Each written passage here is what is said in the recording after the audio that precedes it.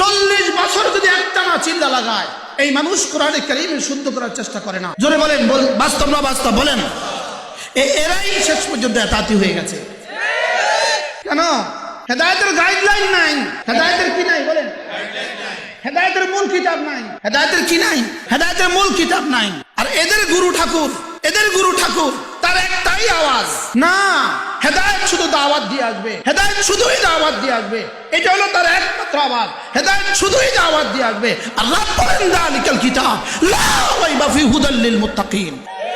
লা রাইবা ফি, রব বলেছেন কোরআন হেদায়েত, কোরআন ছাড়া হেদায়েত নাই। রব বলেছেন কোরআন ছাড়া হেদায়েত নাই। এই জালেম বলে দাওয়াত ছাড়া হেদায়েত নাই। বুঝে নেন, বলেন কোরআন ছাড়া হেদায়েত নাই। ইন্না হাযাল কুরআন ইয়াহদি লিল্লাতী হিয়া আকওয়াম।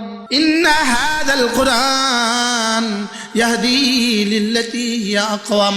নিশ্চয়ই এই কোরআন ইয়াহদি হেদায়েত করে।